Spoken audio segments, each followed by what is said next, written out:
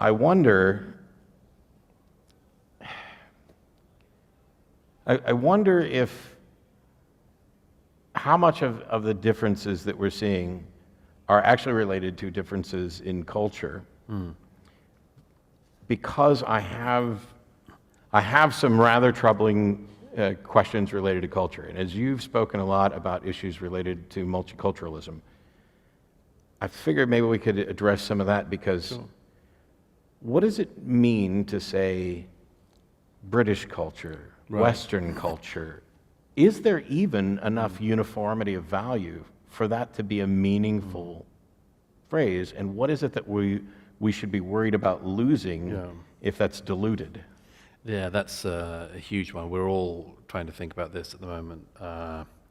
And there are versions of it that sound nicer than others. Some are horrific.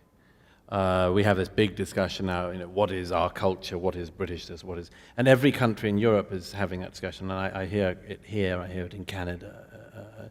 Sort of constant self-examination. There's nothing wrong with that in a way, although it can cause what I regard as being a kind of breakdown. I mean, if you said to any individual all the time, who are you, what are you, you'd end up on the couch quite fast. And I think it might be the same for societies. If you just keep asking what you are rather than just getting on with it, you can kind of instigate an increased nervousness. I think my instinct is to not care. Right. I'm happy to adopt whatever labels apply to me and to explain what those labels are, but there's nothing about me. This actually bothered my wife a little bit when I said so, because she's a little more, she cares a lot more about her heritage and her history and the people from, Right.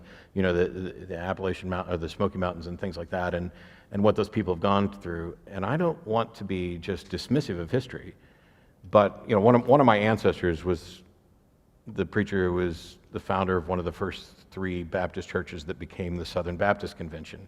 And apart from it being novel, I don't care about that. Right. But there are also people in my past and cultural ties I could make that I would be, that I don't view as negatives, Right.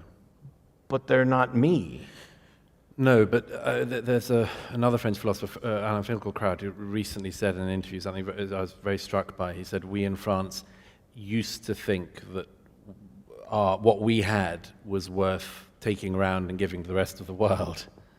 And then we retreated from that idea. And he said, now we're in a position of thinking, can we at least still have it for ourselves? And I was struck by that because, again, it might be a thing of, depending where you are and what you've seen, but I given some of the things that France has gone through in recent years, some of which I write about in the book, multiple really terrible terrorist attacks and assassinations and so on, I can see why they are getting nervous and wanting to address some very fundamental principles.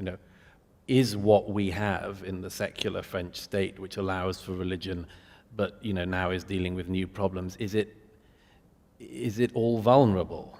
And I know a lot of people who feel it is. And I suppose another thing, I spend a lot of my life as a journalist traveling, not just, across this country and North America and across all of Europe, but the Middle East, the Far East, and Africa and so on. And there is a definite feeling you get in certain places of, I don't want to force my own view of my own society on this, but this is very different, and it reminds you, therefore, that what you have is unusual. And I suppose that at different times, people become more aware of how, gotta be careful how you say this, but how lucky we may be in this country and in the country I'm from, for instance, that we're even within this discussion and freely able to have it and so on, and that some things down the road might stop that being the case.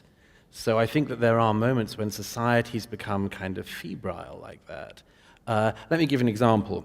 If any of you have ever been mugged or seen something terrible on the street, We're in New York. So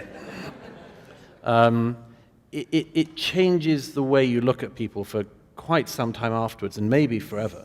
Yes. If you've seen anything really brutal, in the middle of a sophisticated, cultivated place, it will fundamentally change the way you look at everything afterwards and the way you look at people.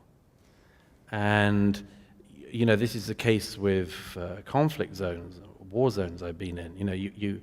It's not just that you come back from those places thinking, my God, I've got an idea of how lucky we are to have this settlement we have, but also why people who are from such places have put it this way, have one less layer of skin than everyone else and feel certain things early. And that's the case in certain countries in the West at the moment, and that's partly what this book is about, that certain countries, France being one, are really reevaluating some of this because they are seeing futures that they want to avoid. I can see that. First of all, I recognize that there are people who are going to have experiences that are going to change the way they view things. That doesn't change whether or not their view is accurate.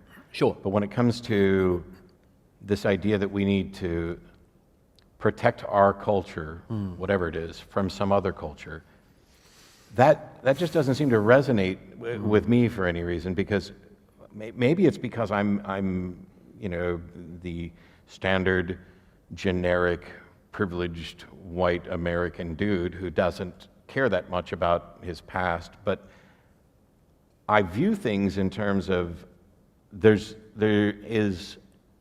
are right answers and wrong answers to how to do things, and different views of what was right and wrong have existed in different cultures. Sure. But we know that some of them were wrong. I don't think either one of us is a remotely a moral relativist. Sure. That is the thing that I want to hold to. What I view as the value of secular humanism, the value of basic freedoms. If I have a town and a bunch of people start moving to my town and they're bringing their cultural stuff, I don't have any fear that they're going to kill off my culture, because anything that's worth value to me, I'm going to protect anyway. And I advocate for the freedom for them to engage in and support and value their culture, right up to the extent that it impedes on the secular, reasonable, scientific founded, laws and things. It's like that. A boundary beating. Yeah. I mean, you've got to beat these boundaries quite hard, allow a lot to go on within it. But yes, and once certain lines are crossed, you've got to take a stronger view on it. That, by the way, I mean, I hark on about it. It may not be of much interest, but this is why France obsesses me, because within 1 year, they had the massacre at Charlie Hebdo, most satirical, secular, atheist paper. They had the massacre of most of the staff of that magazine, and also a priest beheaded at the altar in Rouen as he was saying Mass.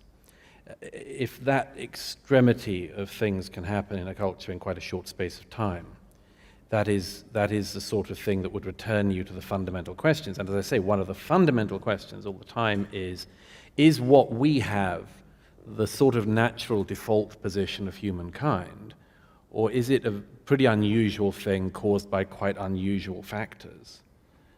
And I, at any rate, take the second view, and therefore think that from the secular tradition and others, you've got to be aware of it, at the very least, to make sure you don't piss it away.